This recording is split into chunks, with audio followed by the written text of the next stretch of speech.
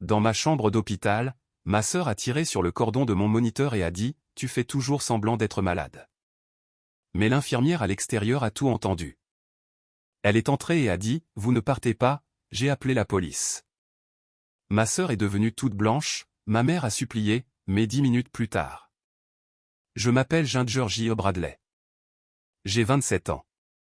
Je n'étais même pas tout à fait réveillé quand les cris ont commencé. C'était d'abord la voix de ma sœur, perçante et aiguë, résonnant dans le couloir avant même que mes yeux ne puissent s'ouvrir complètement. Mon corps semblait avoir été rempli de sable mouillé. Lourd, insensible. Ma bouche était sèche, ma tête palpitait, et ma poitrine était oppressée d'une manière qui n'avait rien à voir avec l'accident. Je ne pouvais pas dire si c'était le matin ou le soir.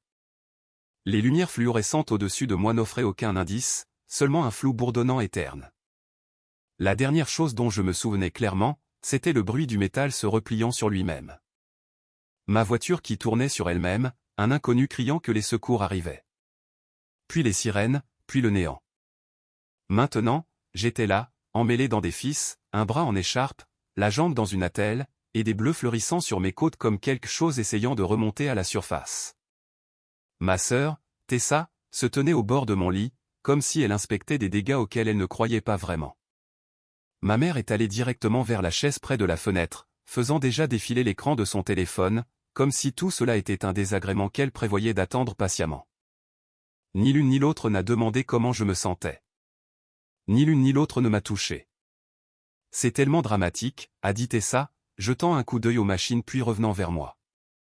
Tu as détruit ta voiture pourquoi? Quelques côtes fêlées et une entorse. Ce truc était une épave de toute façon. Elle a souri comme si elle avait fait une blague intelligente. Ma mère a gloussé doucement sans lever les yeux. Je suis resté immobile. Ma gorge brûlait trop pour parler et, honnêtement, je ne me faisais pas confiance pour dire quoi que ce soit qui n'aggraverait pas les choses. J'avais appris il y a longtemps que le silence était plus sûr avec elle. Tessa s'est penchée plus près, ses yeux se posant sur le moniteur. Ce bip est agaçant, a-t-elle dit. Honnêtement, tu fais toujours semblant d'être malade. Tu fais ça depuis qu'on est gamine. Avant que je puisse comprendre ce qu'elle faisait, sa main s'est tendue, et elle a arraché le cordon. L'écran est devenu noir. La pièce est tombée dans un silence qui semblait faux. Définitif. Je n'ai pas bougé. Je n'ai pas crié. J'étais trop fatigué, trop blessé, et trop habitué à être ignoré pour même réagir. Une pensée étrange m'a traversé l'esprit à ce moment-là. Calme et terrifiante. Peut-être que c'est comme ça que les gens perdent la raison. Pas bruyamment, pas d'un seul coup, mais lentement, quand personne ne les croit. Ce qu'aucune de nous n'avait réalisé, c'est que la porte de ma chambre ne s'était pas complètement refermée. L'infirmière est entrée calmement, le visage illisible, mais le regard perçant. Elle n'a pas élevé la voix. Elle n'a pas argumenté. Elle a simplement dit « Vous ne partez pas ». J'ai appelé la police. Tessa est devenue pâle, comme si on l'avait plongée dans de l'eau glacée. La bouche de ma mère s'est ouverte, puis refermée. Ensuite sont venues les excuses. Elle ne pensait pas à mal. Elle était juste bouleversée. C'était une semaine stressante. L'infirmière n'a pas répondu. Elle a rebranché le moniteur, vérifié ma perfusion, et a reculé dans le couloir. Renifle, je pouvais déjà entendre des pas rapides, et des radios grésiller. Tessa a commencé à faire les 100 pas. Tu en fais toute une histoire, a-t-elle dit. Elle va bien. Regardez-la. Je ne pouvais pas répondre. J'avais l'impression que ma poitrine s'effondrait, et je ne saurais dire si c'était à cause de l'accident, ou parce que j'étais piégé dans la même pièce qu'elle. 10 minutes plus tard, 2 officiers de police sont entrés. Une femme, un homme. Ils ont parlé à l'infirmière d'abord, puis à moi. L'officier féminin m'a demandé si je me sentais en sécurité. Je n'ai pas répondu. Je n'avais pas à le faire. C'était suffisant. Ils ont dit à ma sœur et à ma mère qu'elles étaient placées en détention pour interférence avec du matériel médical, et menace envers un patient sous soins hospitaliers. Je les ai regardées bafouiller, nier en bloc, se rejeter la faute l'une sur l'autre, et finalement se taire alors que la sécurité les escortait vers la sortie. La porte a cliqué en se fermant derrière eux. Et pour la première fois depuis l'accident, je n'ai pas eu l'impression d'être le problème. Je pensais que le pire serait de les voir se faire escorter comme des criminels. Mais le soulagement n'a pas duré assez longtemps pour s'ancrer en moi. Au moment où la porte s'est fermée, la pièce a semblé plus grande et plus vide. Et pendant quelques minutes, je suis resté là, écoutant le moniteur biper à nouveau, comme s'il essayait de me convaincre que j'étais toujours en sécurité. Mes mains tremblaient sous la couverture. Pas parce que j'avais froid, mais parce que mon corps réalisait enfin ce qui avait failli arriver. J'ai fixé le plafond et j'ai essayé de ralentir ma respiration. Et cela m'a frappé d'un coup, si l'infirmière n'avait pas été debout dehors, si elle n'avait pas entendu le cordon être arraché, il n'y aurait eu aucun témoin. Juste moi, le cœur à l'arrêt dans le silence, pendant que ma sœur restait là à faire semblant que ce n'était rien. Une autre infirmière est entrée peu après, plus âgée, avec des yeux plus doux. Le genre de calme qui vient quand on a trop vu de choses pour être surpris par quoi que ce soit. Elle a ajusté ma perfusion, vérifié mes signes vitaux, et m'a demandé si je voulais voir une assistante sociale. Je n'ai pas répondu. Je ne savais pas ce que je voulais. Je savais ce que je ne voulais pas, par contre. Je ne voulais pas qu'elle revienne dans cette chambre. Je ne voulais pas entendre la voix de ma mère me dire que je réagissais de manière excessive. Je ne voulais pas du sourire suffisant de ma sœur planant au-dessus de moi, comme si j'étais un problème qu'elle avait hâte de résoudre. Environ une demi-heure plus tard, un médecin est entré, ce n'était pas l'interne pressé des urgences qui m'avait recousu. Celle-ci bougeait plus lentement, de manière plus délibérée, comme si elle avait déjà lu toute ma vie entre les lignes de mon dossier. Son badge indiquait Dr Connor. Elle a demandé si je souffrais. J'ai dit que ça allait, surtout parce que ça va était le mot le plus facile à donner quand on est trop épuisé pour offrir quelque chose de plus complexe. Elle a tiré une chaise, et la façon dont elle s'est assise m'a indiqué qu'elle n'était pas venue ici pour parler de bleu. Elle m'a dit quelque chose auquel je ne m'attendais pas du tout. Apparemment, ce qui s'était passé avec le moniteur n'était pas la première fois que ma sœur était signalée pour un comportement inapproprié à l'hôpital. Pendant que j'étais inconsciente, Tessa avait essayé d'accéder à mon dossier en prétendant être mon contact d'urgence principal. On le lui avait refusé, mais elle était revenue plus tard et avait réessayé avec une autre infirmière. Quand cela n'a pas fonctionné, elle a changé de tactique. Elle a commencé à dire au personnel que j'avais un long historique de comportement visant à attirer l'attention. Elle a essayé de les convaincre que j'exagérais mes symptômes. Elle a suggéré que mes médicaments contre la douleur étaient inutiles. La voix du docteur Connor restait stable pendant qu'elle expliquait cela, mais je pouvais entendre la tension en dessous, comme si elle aussi luttait pour garder une distance professionnelle. Puis elle a mentionné ma mère. Elle avait été filmée par les caméras de l'hôpital à plusieurs reprises, levant les yeux au ciel, faisant des grimaces dans le dos des infirmières, et se moquant de ma façon de respirer. De petits gestes qui sembleraient insignifiants si on les décrivait à voix haute. Sauf que l'insignifiant devient dangereux quand vous êtes seul allongé dans un lit, incapable de vous défendre. L'hôpital avait des documents, des déclarations de témoins, des horodatages. Le docteur Connor a demandé si je voulais déposer une plainte formelle. J'ai fixé le mur pendant qu'elle parlait, parce que la colère n'était pas ce que je ressentais. La colère aurait signifié que je croyais encore que c'était nouveau. Ce que je ressentais était plus froid. Comme si quelque chose en moi lâchait enfin l'espoir que, peut-être, au fond, elle tenait à moi. J'avais passé des années à me dire que ma sœur était juste vive, que ma mère était juste stressée, qu'elle ne pensait pas ce qu'elle disait. C'était le mensonge que je gardais en vie pour leur survivre. Maintenant, l'hôpital me disait que ce n'était pas un malentendu. C'était un schéma récurrent. Cette nuit-là, j'ai été transféré à un étage plus calme, loin du service général, dans une chambre plus petite près du bout du couloir. L'infirmière a dit que c'était la procédure standard pour les patients traumatisés, mais je pouvais voir la vérité dans ses yeux quand elle l'a dit. Ce n'était pas juste pour la récupération. C'était pour la protection. L'hôpital ne faisait pas confiance à ma famille. Et moi non plus. Quand mon téléphone m'a finalement été rendu le lendemain matin, il était dans un sac en plastique avec mon portefeuille et ma montre. La batterie était presque à plat, mais quand il s'est allumé, il a clignoté comme un panneau d'avertissement, 32 appels manqués, 17 messages vocaux, 6 SMS d'affilée de Tessa, tous envoyés vers 3 heures du matin, oscillant entre rage et panique. Je ne peux pas croire que tu les aies laissés nous arrêter. Appelle-moi maintenant avant que ça n'empire. Tu gâches tout. Chaque message devenait plus tranchant, plus désespérée, comme si plus elle tapait, plus elle pouvait forcer la réalité à se plier à sa volonté. Les messages de ma mère étaient différents, plus courts, plus contrôlés. Nous ne voulions pas que ça aille aussi loin. Arrête de rendre ça public. Tu fais du mal à la famille. Elle continuait d'utiliser le mot famille comme un bouclier, comme si cela effaçait ce qui s'était passé au moment où elle le prononçait. Vers midi, ma tante Laura m'a appelé en pleurant. Elle a dit qu'elle avait entendu quelque chose. Pas tout, juste assez pour avoir peur.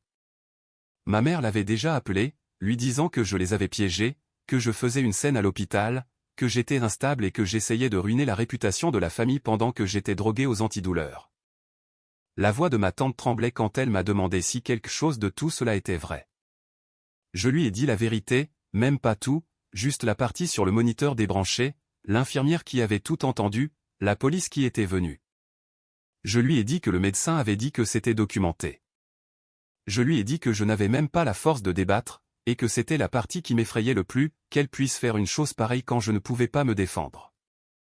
Il y a eu une longue pause sur la ligne, puis ma tante a dit doucement « Oh mon Dieu », non pas comme si elle était choquée, mais comme si elle voyait enfin quelque chose qu'elle aurait dû voir des années plus tôt. Plus tard ce jour-là, ma cousine Rachel m'a envoyé des captures d'écran de la conversation familiale.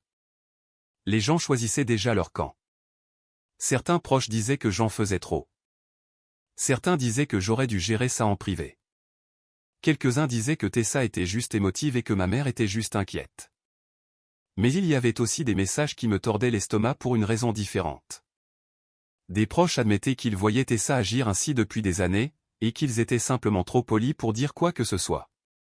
Des gens avouaient qu'ils savaient que ma mère déformait les histoires et jouait la victime, et qu'ils l'avaient toujours ignorée parce que c'était plus facile que de l'affronter. Cette partie a fait plus mal que l'accident, car cela signifiait que je n'étais pas folle. Je ne l'imaginais pas. Ils savaient. Ils savaient tous. Et ils ont laissé faire parce que c'était commode. 2 jours plus tard, je suis sorti de l'hôpital. Encore endolori, encore raide, dormant toujours par morceaux brisés. Le personnel hospitalier se déplaçait avec une sorte de conscience prudente autour de moi, comme s'il ne voulait pas effrayer un animal qui avait été acculé trop longtemps. Je n'ai dit à personne quel jour je partais. Je n'ai rien posté à ce sujet. Je n'ai pas répondu aux appels de ma mère. Je pensais que le secret m'achèterait une sortie propre. Ce ne fut pas le cas. Alors qu'une infirmière me poussait en fauteuil roulant vers l'entrée, je les ai vus attendre dehors.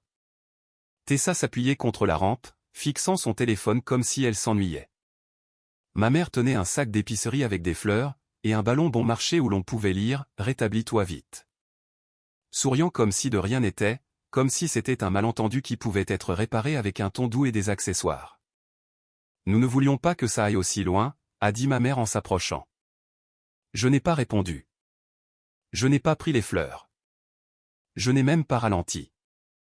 Les mains de l'infirmière se sont resserrées sur les poignées du fauteuil, et j'ai senti son hésitation, comme si elle attendait que je donne la permission pour la suite. Ma mère a marché à côté du fauteuil malgré tout, trottinant à moitié pour suivre le rythme, disant que je réagissais trop fort, que je rendais public un problème privé, que je les punissais pour un seul malentendu. Tessa a souri d'un air suffisant, comme si elle avait hâte de raconter l'histoire plus tard, comme si elle répétait déjà comment elle se ferait passer pour innocente. Le visage de l'infirmière restait neutre, mais ses yeux, eux, ne l'étaient pas. Elle avait déjà vu cette dynamique auparavant. Elle n'avait pas l'air choquée. Elle avait l'air fatiguée. Je suis monté dans la voiture sans dire un mot. Elles ne m'ont pas suivi à l'intérieur, mais elles sont restées là à regarder pendant que je m'éloignais, et je pouvais le sentir dans ma poitrine, la certitude que l'hôpital n'avait été que le début. Elles avaient été stoppées en public. Elles avaient été humiliées, et les gens comme elles n'acceptent pas l'humiliation en silence. Elles ripostent. Quand je suis rentré chez moi, je n'ai pas déballé mes affaires. Ma valise est restée dans le couloir comme un avertissement. Je passais de pièce en pièce, vérifiant les verrous, tirant les rideaux, allumant les lumières, même en journée. Chaque voiture qui passait me nouait l'estomac. Chaque silence donnait l'impression de retenir son souffle. Ce n'était pas de la paranoïa. C'était de l'expérience. Et le premier signe est arrivé sous la forme d'un message vocal de mon propriétaire. Il a dit que quelqu'un avait appelé pour demander des mises à jour sur mon contrat de bail. Il n'y avait pas prêté beaucoup d'attention jusqu'à ce que la femme au téléphone commence à insister pour obtenir un double de ma clé. Quand il a demandé une vérification d'identité, elle a raccroché. Il n'a pas eu de nom, mais elle a dit qu'elle était ma sœur. Je n'ai pas eu besoin de demander laquelle. Je n'ai pas rappelé ma sœur. Je n'ai pas rappelé ma mère non plus. Je me suis assise au bord de mon lit avec le téléphone à la main bien après la fin du message du propriétaire, fixant le mur comme s'il pouvait expliquer comment les choses avaient pu escalader à ce point. L'hôpital semblait irréel maintenant, comme un chapitre scellé que je pouvais faire semblant d'avoir terminé. Mais l'appel au sujet de ma clé me disait quelque chose d'important. Elle n'avait pas fini. Elle changeait simplement de tactique. L'appel suivant que j'ai passé était à ma banque, puis à une autre banque, puis à la petite caisse de crédit que j'utilisais à peine, celle que j'avais ouverte des années auparavant quand ma mère avait été opérée de la hanche et que j'avais besoin d'un compte joint pour couvrir ses frais médicaux. À l'époque, cela semblait pratique, voire aimant. Maintenant, cela ressemblait à un piège que je m'étais tendu à moi-même et que j'avais oublié. Quand je me suis connecté et que j'ai vu le solde, mon estomac s'est effondré. Le compte joint était descendu à $800 et des poussières.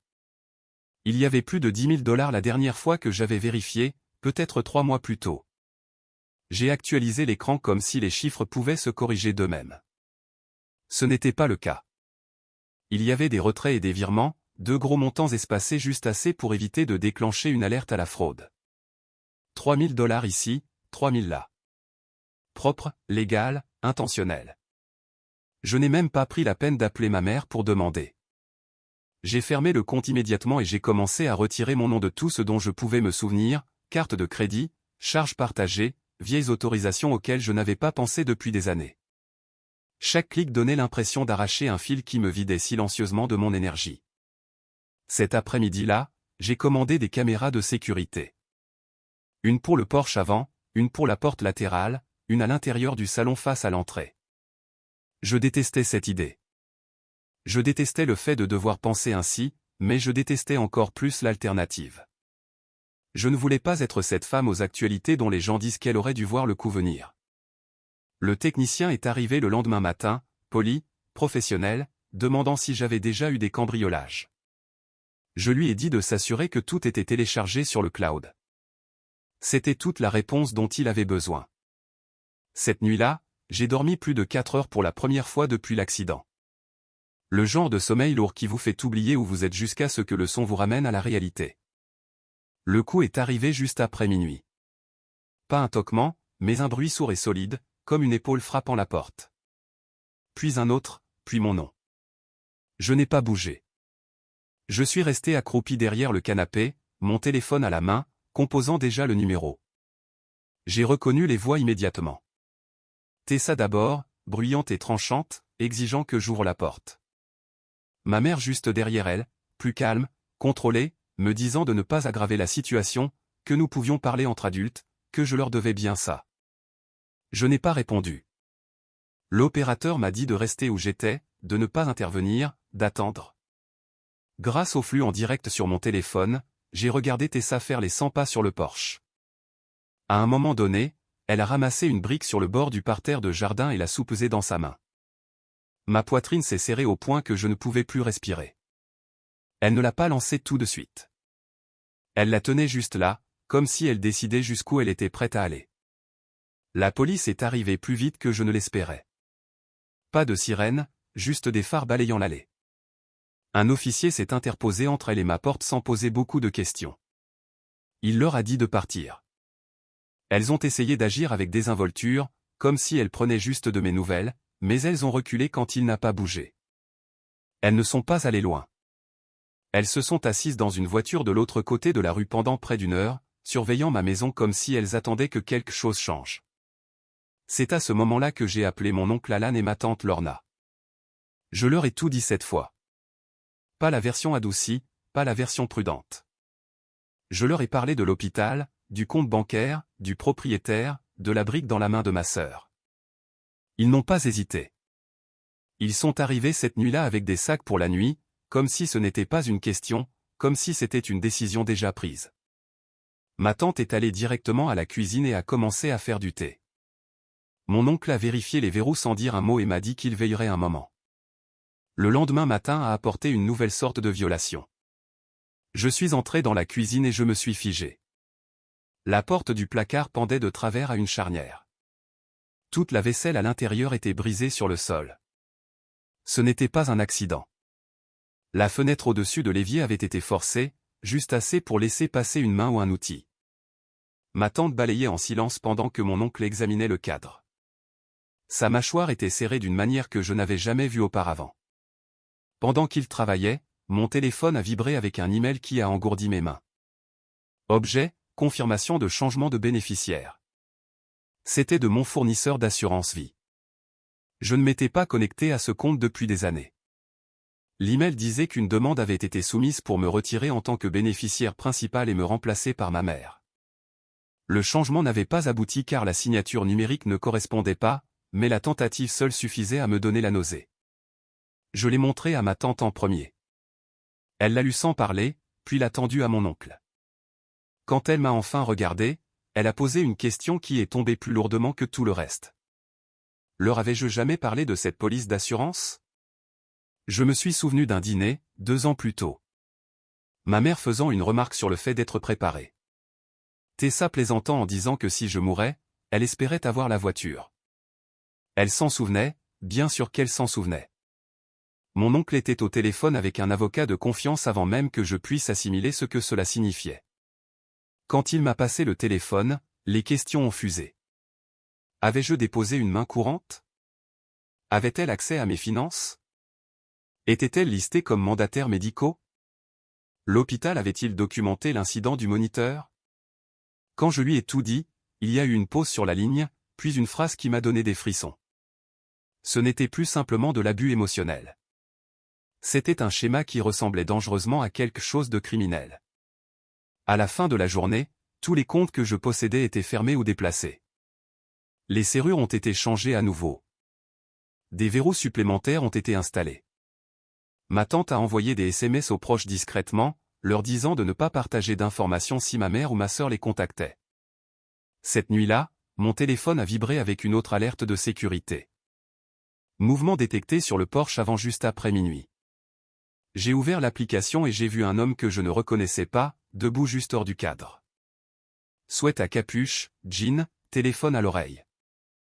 Il faisait les 100 pas lentement, puis a regardé directement ma porte et a dit mon nom, sans crier, sans menacer, comme s'il s'attendait à ce que je réponde.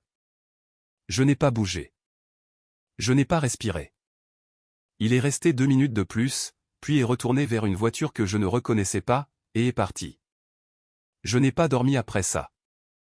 J'ai juste regardé les images en boucle jusqu'à ce que ma tante entre dans la chambre et demande pourquoi j'étais encore réveillé. Quand elle a vu la vidéo, elle n'a pas demandé qui c'était. Elle a juste dit doucement que nous aurions dû les arrêter il y a des années. Au matin, mon oncle avait déjà transmis les images de l'homme sur mon porche à la police et les avait signalées à l'avocat qui l'avait contacté la veille. J'ai fait une courte déclaration écrite confirmant que je ne le connaissais pas, que je n'attendais personne, et que je n'avais partagé mon adresse avec personne en dehors de la famille proche. L'officier au téléphone m'a dit de garder mes portes verrouillées et de ne pas intervenir s'il revenait.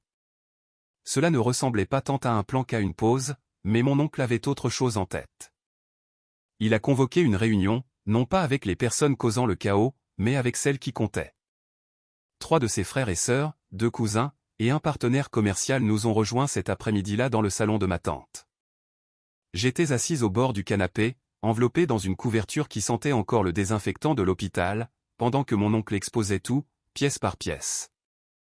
Le rapport de l'hôpital, le moniteur débranché, la tentative d'accès à mes dossiers médicaux, le compte joint vidé, le changement de bénéficiaire de l'assurance vie, l'homme à ma porte qui connaissait mon nom. Chaque détail tombait plus lourdement que le précédent. Personne ne l'a interrompu. Personne n'a essayé d'adoucir la situation.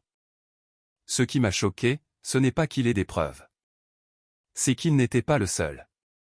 Ma cousine Abby a admis que ma mère l'avait appelé quelques jours plus tôt, demandant si elle savait combien je pourrais avoir hérité de notre grand-père. Il n'y avait pas d'héritage, juste des suppositions, mais l'entendre dire à voix haute m'a tordu l'estomac. Quelqu'un a demandé si nous pensions que l'homme sur mon porche avait été envoyé pour me faire peur. J'ai dit que je ne savais pas, seulement qu'il avait l'air calme, trop calme. C'est alors que la pièce est devenue silencieuse. Mon oncle n'a pas élevé la voix. Il n'a pas dramatisé. Il a simplement passé quelques appels. Dans la soirée, le processus avait commencé pour retirer à la fois ma mère et Tessa du compte professionnel familial, une SARL dans laquelle elle n'avait aucun rôle réel, mais dont elle touchait toujours des dividendes. Il a également gelé le petit fonds fiduciaire que notre grand-père avait mis en place pour les urgences familiales, celui dans lequel elle piochait depuis des années, utilisant la culpabilité et des histoires de besoin d'aide. Il m'a dit d'arrêter de m'inquiéter, que c'était pris en charge. Mais je pouvais voir la tension sur son visage. Il savait que cela ne se terminerait pas proprement. Il avait raison. Cette nuit-là, vers 20h45, elles sont arrivées à nouveau. Pas d'avertissement, pas d'excuses. Ma mère tenait un dossier comme s'il prouvait quelque chose. Tessa a franchi le seuil avant que quiconque puisse l'arrêter. Elles n'étaient pas là pour parler. Elles étaient là pour reprendre le contrôle. Ma mère m'a accusé d'empoisonner la famille, d'exagérer tout, de jouer la victime. Tessa a renversé une lampe et a dit que je montais tout le monde contre elle. Quand ma tante leur a dit de partir, ma mère a claqué qu'elle essayait juste de prendre mon argent, elle aussi.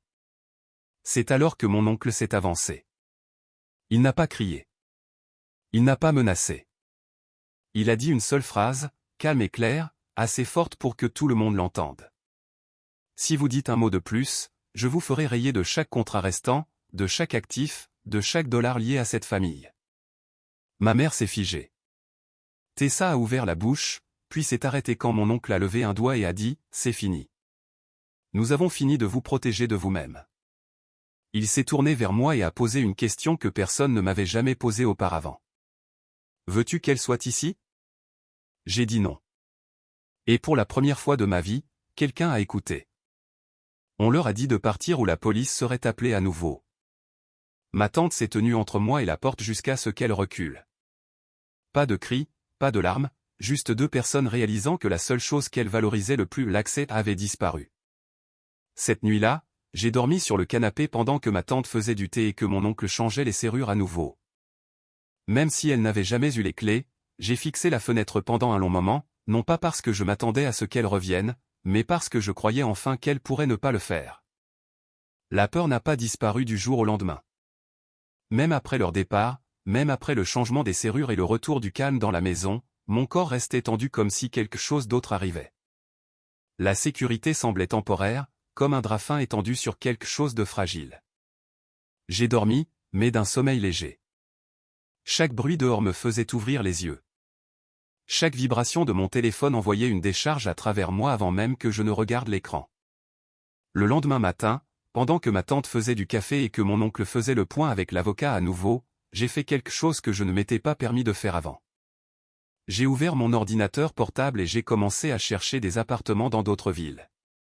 Pas des villes proches, pas des endroits où ma mère pourrait passer accidentellement. Des villes calmes, plus petites, des endroits où personne ne connaissait mon nom de famille et où personne n'avait d'attente envers moi. Je n'ai dit à personne que je le faisais. Pas encore. Le simple fait de faire défiler les annonces ressemblait à une forme de respiration. À la fin de la semaine, les papiers pour l'ordonnance de protection étaient déposés.